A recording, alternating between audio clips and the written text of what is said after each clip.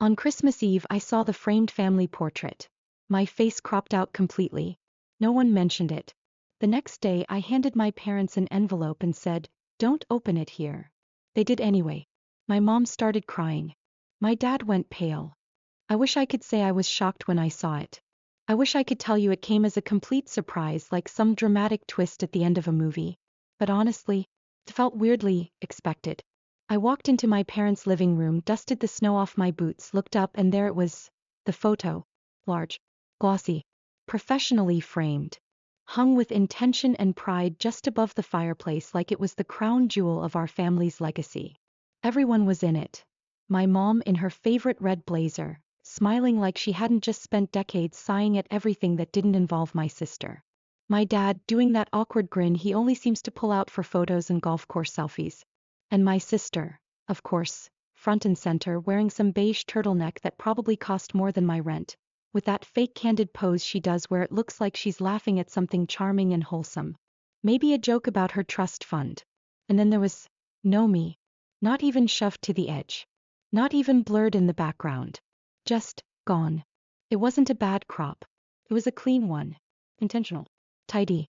Like I'd been photoshopped out of their lives as smoothly as possible. No smudges, no rough edges. Just deleted. I stared at it for maybe 4 seconds. 5 tops. Long enough for my stomach to knot, but not long enough for anyone to notice. Or maybe they did notice and just didn't care. Dinner's almost ready. Mom called from the kitchen like we were all one big happy family. I could smell rosemary and lemon from whatever she was roasting. Holiday smells. Comfort smells. I used to love those smells. Back when they still meant something. I hung up my coat, muttered a quick hello, and stepped into the kitchen. My sister was there, of course, swirling wine in a glass like she was hosting a segment on seasonal pairings. She kissed my cheek in that air kiss way she does now. Just close enough for the gesture to register, just far enough to avoid touching me. "You made it," she said, like this was her house and I was late to an event. I didn't bother replying. Just smiled. The kind of smile you give when you've already screamed into a pillow 3 times this month and decided it wasn't worth wasting your voice. Dinner was the usual performance. My dad carved the roast like he was auditioning for a Hallmark commercial. My mom complimented my sister's skincare routine. Twice. No one asked how I was. No one asked what I'd been doing or where I was living now. The only question I got was whether I still drove that little car, which is code for, "We have no idea what's going on in your life and we're hoping you'll fill in the blanks so we can pretend we care." I didn't fill in the blanks. Instead, I watched my sister unwrap a small something from Mom and Dad. A vintage gold watch. Nothing fancy, Mom insisted, which is hilarious because the receipt was still folded under the tissue paper and I caught the number. Let's just say I'd have to work a week and a half to afford it, and that's assuming I skipped groceries. "Oh my God, you guys," my sister beamed. "This is just wow. Thought you'd like it," Dad said, grinning like he just secured a merger. Meanwhile, I got a mug that said, "Somebody's favorite daughter," which I'm sure was meant to be ironic. Or was it? Hard to say. I excused myself after dessert, said I was tired. Mom offered me the guest room. Not my room. Not your old room. Just the guest room. Beige sheets, dusty bookshelf, one lamp that flickered if you breathed too close to it. I shut the door behind me, turned on the lamp, which flickered on cue, and sat on the edge of the bed. That's when I pulled out the envelope. It had been sitting in my bag the whole time. Thick ivory paper. Embossed seal. I'd thought about giving it to them in the morning. After the stockings. After the cinnamon rolls. After the performance.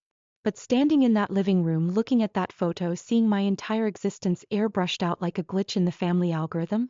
Yeah. I changed my mind. They didn't just forget me. They erased me. Carefully. Strategically. Like I'd been a bad brand partnership. I turned the envelope over in my hands. It felt heavy. That night, I lay in bed and let the house settle around me. Same creaky floorboards. Same ticking wall clock. Somewhere in the hall, my dad was snoring. My mom's voice drifted up once. Something about bringing the good plates tomorrow. My sister laughed in that practiced, breathy way of hers. The Golden Child soundtrack. I closed my eyes and thought about the years. The time I got into my dream college and they said, "We're so proud," before immediately asking if I could defer a year so they could help my sister with her portfolio. The time I missed rent and called home and Dad said, Things are tight right now, while planning a cruise for her birthday. The time I brought home a boyfriend and they forgot his name at dinner. He never came back. I didn't blame him. I was tired of telling myself I was just sensitive. Tired of pretending I misunderstood. That night, lying in a bed that was supposed to feel familiar but didn't, I stopped making excuses. Tomorrow I would give them the envelope. I wouldn't yell. I wouldn't cry. I wouldn't even raise my voice. I'd just smile. Say Merry Christmas. And watch the truth do what years of silence never could. I woke up to the smell of coffee and cinnamon rolls and the faint sound of my sister's voice saying something about luggage weight limits and how stressful travel is, honestly. The irony, of course, being that she wasn't the one paying for her travel. Or her luggage. Or the suitcase. Or the shoes inside the suitcase that cost more than my monthly rent. But yes, devastating stuff. Prayers up. I stayed in the guest room a little longer than necessary. Not because I was still tired, but because I wasn't in the mood to walk back into the sitcom set that was my family's idea of Christmas. I could already imagine the fake laughter, the overcooked optimism, and someone, probably my mom, saying something like, "Isn't it nice having everyone together?" As if everyone included me. As if I hadn't spent the last decade as the human equivalent of a blurry background character in every family memory. When I finally wandered into the kitchen, my mother was plating scrambled eggs like she was auditioning for a brunch spread in a lifestyle magazine. My dad sat at the table scrolling through his phone. My sister was barefoot, sipping almond milk from a wine glass. "Good morning," my mom said, not looking up. "Hope you slept okay in the guest room." "The mattress has a personality," I said, pouring myself some coffee. She laughed like I was joking. I wasn't. We made it through breakfast the way we always did, performing. There was no catching up. No one asked about my job or how I was doing, or whether I was still living in that small apartment with the creaky stairs, which for the record I wasn't. My sister talked about her upcoming trip, Barcelona this time, and how she was so lucky to have parents who supported her dreams. I didn't say anything, just nodded along like a seat filler at an awards show. They still hadn't noticed the envelope sitting in my coat pocket. That would come later. Instead, I let my thoughts drift backward to everything that led up to this moment. When I graduated high school, I got a scholarship. Not a full ride, but enough to make it possible if I picked up part-time work. I remember sitting at the kitchen table, paperwork spread out, asking if they could help with the rest. Just a little. My mom gave me this look like I'd asked to borrow her wedding ring to pawn. Dad said something about tough timing, and we're still catching up from the bathroom remodel. The same remodel that, fun fact, included heated floors and a bathtub with Bluetooth. 2 months later, my sister got a new car for her 18th birthday. White leather seats. Custom stereo. A bow on top. She cried when they handed her the keys, told them they were the best parents in the world. I stood next to the recycling bin holding a $20 bill tucked inside a graduation card that said "You're going places." And you know what? I still left for college. Took 3 jobs. Slept 4 hours a night. Ate too much instant ramen. Graduated with honors. Moved to a new city. Started over. I didn't ask them for anything after that. And they didn't offer. When I was laid off 2 years ago, I didn't call. When I was sick and couldn't afford the medication my doctor prescribed, I didn't ask. When my apartment flooded and I lost most of my furniture, I bought a used mattress off Craigslist and made do. Meanwhile, my sister posted Instagram stories from Santorini. Sponsored, obviously. I used to wonder if maybe it was me. Maybe I was just harder to love.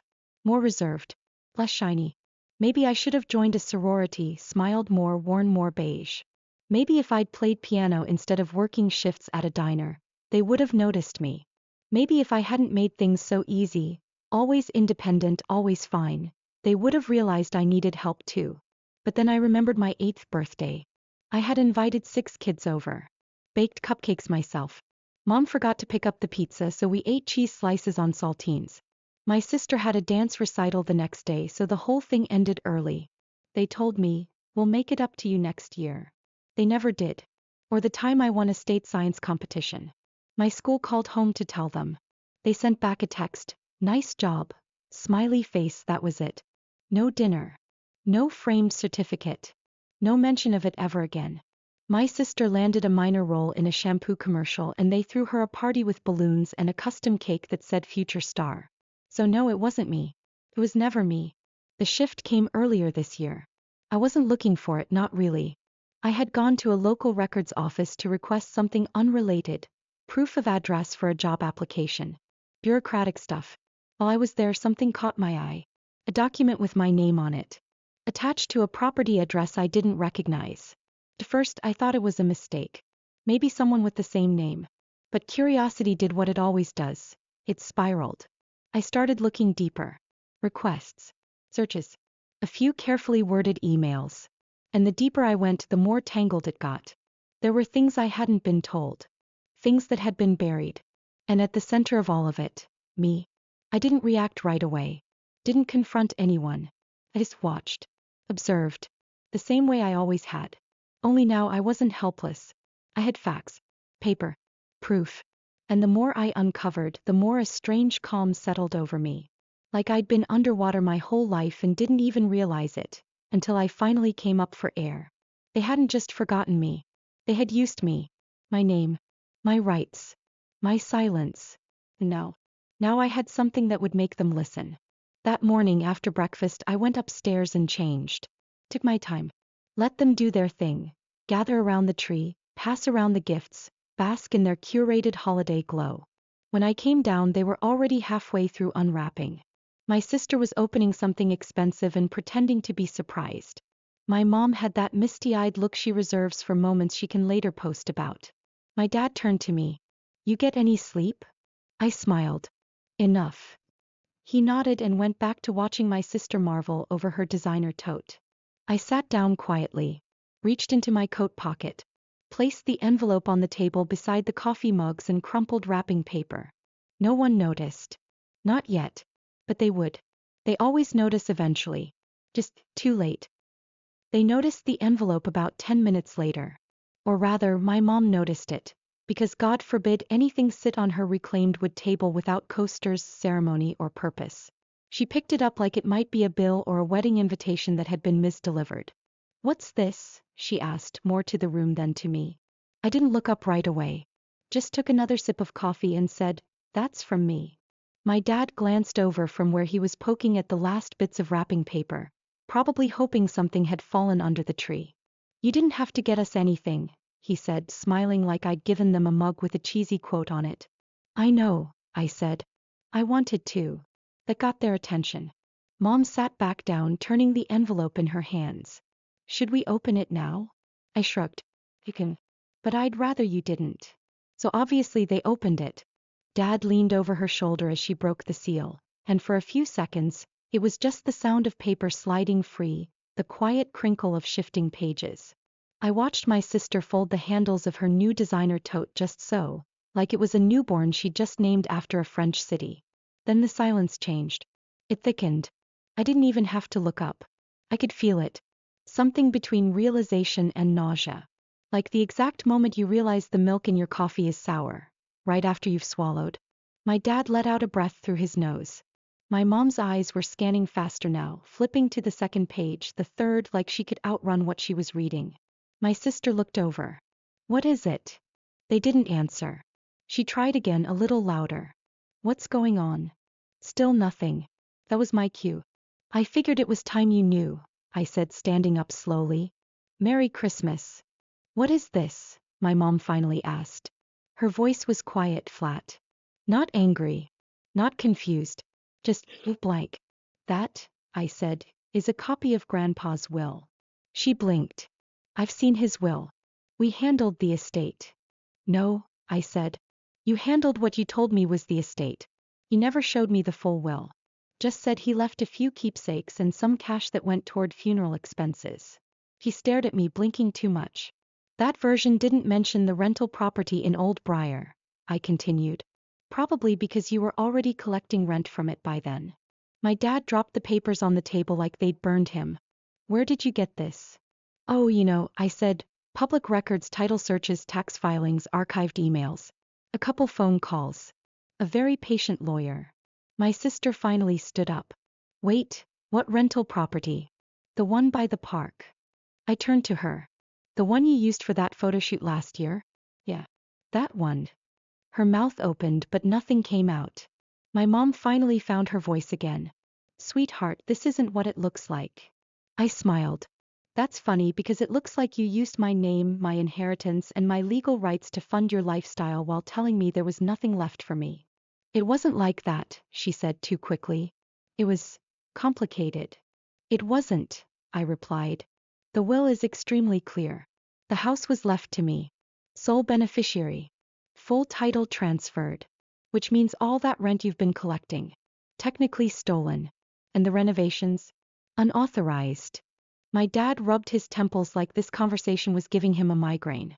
I hoped it was. I knew you wouldn't understand, he muttered. You're always so dramatic. That got a laugh out of me. Right. I'm dramatic. You edited me out of a family portrait and committed inheritance fraud, but sure, let's blame my tone. My sister looked genuinely confused now, like someone had pulled the rug out from under her and she still hadn't hit the floor. But that house paid for my tuition. I know, I said. And the car. And the Mexico trip. And probably a few handbags along the way. That's not fair, she snapped. You didn't need it. You were always the independent one. You never asked for help. Because I was told there was nothing to ask for, I said. You made sure of that. My mom's voice shifted into soft, careful territory, the same tone she used when trying to return something at a boutique without a receipt. We didn't think you'd want the responsibility. You were busy. You were always so far away. I was far away, I said, because you made it very clear I wasn't welcome here. Dad pushed back his chair. You need to calm down. And you, I said turning to him, need a lawyer. He froze. I'm not suing, I added, yet. But I've officially reclaimed ownership of the property. The tenants have been notified. Rent payments will now go to me. Your access to the house is revoked. My mom looked like she might cry. But that house was our income. We depended on that. I tilted my head. Then maybe you shouldn't have stolen it. We're family, she whispered. No, I said, you're people I used to be related to. There's a difference. My sister crossed her arms. You think this makes you better than us? No, I said. Just not beneath you anymore. The silence that followed wasn't peaceful. It was loaded. Dense. The kind of silence that makes your ears ring a little. No one moved. No one breathed. My dad stared at the envelope like it might explode. My mom's face had gone slack. My sister looked like she was waiting for someone to pinch her awake. I picked up my coat. Wait, my mom said, standing. Can't we at least talk about this? You just did, I said. For years. Every time you made a decision without me. Every time you left me out. Every time you told me I'd understand someday. Dad's jaw was tight. If you leave now, don't bother coming back. I paused at the door. Turned to look at them one last time.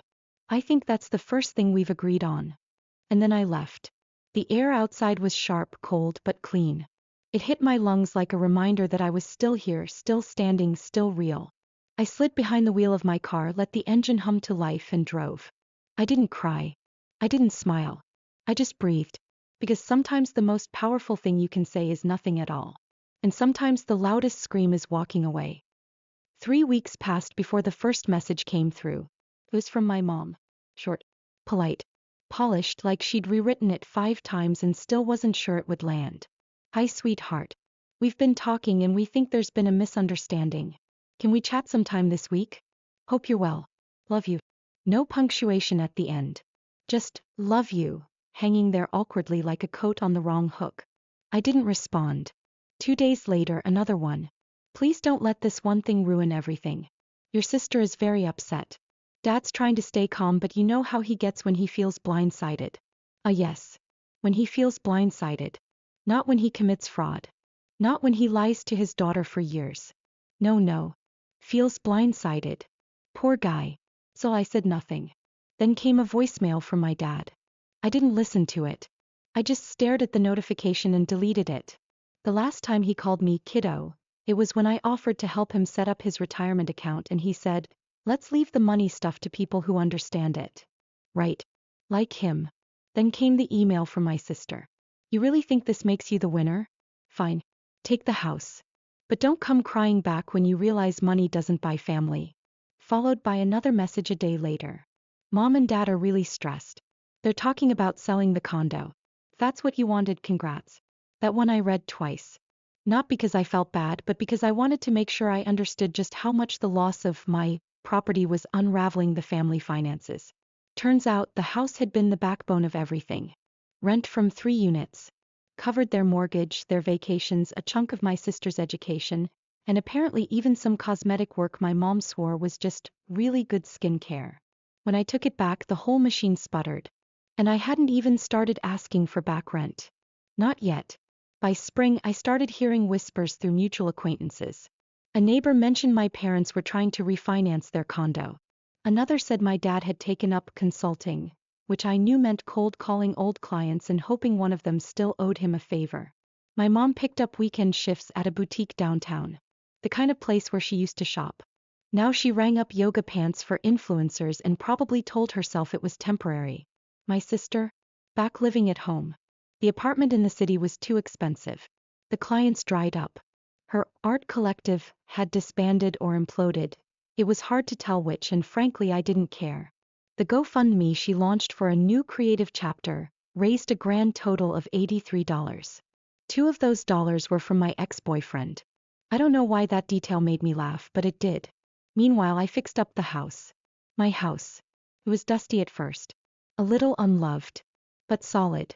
I hired a contractor to touch up the paint, replace the old windows. I cleared out the furniture my parents had stored there and donated most of it. Kept one chair. A navy blue armchair that I vaguely remembered from my childhood. The only piece that didn't feel like it came with strings attached. The tenants were kind. One of them left me a thank you note after I lowered their rent by $50. Said I was the first landlord who treated them like a human being. That meant more to me than any of my parents' recycled apologies ever could. It's funny the things you start to notice when the noise dies down. The silence, once heavy and personal, becomes peaceful. Like space you finally get to stretch into. I stopped checking my phone every hour. I stopped bracing for the next guilt trip. I started sleeping through the night. And then one afternoon I found a letter in my mailbox. Not an email. Not a text. A real letter. My mom's handwriting on the front. I held it for a minute before opening it. Not because I thought it might be sincere, but because I wanted to mark the moment. The envelope smelled like her perfume. Inside, 2 pages. Neatly written. Full of "we didn't know," and "it wasn't intentional," and "we only wanted what was best for everyone." My favorite part was, "You've always been so strong, we didn't realize you needed anything from us." That's what people say when they benefit from your silence and need an excuse for never asking why you stopped talking. She closed with, "We hope someday you'll come home. Maybe we can start over. Maybe we can be a family again." No mention of restitution. No mention of the stolen income or the lies, or the fact that I'd been cropped out of the literal family photo like a bad ex. I put the letter in a drawer. Didn't throw it out. Didn't answer either. That was the last time she reached out directly. 3 years later, I bumped into my old neighbor at a bookstore. She asked if I was still managing that property, and I smiled. Said yes. She hesitated for a beat before saying, "I hear your parents had a rough time of it." I said nothing. She nodded. "Well, you look happy. That's good." And I was. I am. I still live in the house now. Not because I need to. Not out of spite. But because it's peaceful. It's mine. I wake up to birds and sunlight instead of footsteps outside my bedroom door and passive-aggressive remarks about how I never call anymore. I rebuilt the backyard garden. Repainted the front steps. The windowsills are full of plants that thrive on sunlight and low expectations. There's a photo on my mantle now. Me standing in front of the house holding the keys. No one else in the shot. Just me. It's my favorite photo. Because no one had to crop anyone out. I still hear from them occasionally. A forwarded email. A message through a cousin. Once a Christmas card that just said, "Thinking of you. Hope you're well." No return address. I didn't reply. And the funny thing is, I'm not angry anymore. I'm not waiting for closure. Or justice. Or even an apology. I already have what they never gave me. My name on something permanent. My place in the world. My own story. I used to believe that if I just tried hard enough, just earned it, maybe one day they'd love me the way they loved her. But love, the kind that matters, isn't something you have to earn. Something you give freely. And what they gave me was conditional. What I gave myself was everything else. So no, I don't miss them. I don't replay the conversations. I don't imagine dramatic reunions. I don't dream about some perfect apology that sets everything right. Because I already set it right. The life I have now didn't come with a bow or a blessing. It came from doing the hard thing. From walking away. And that, as it turns out, was the only gift I ever needed.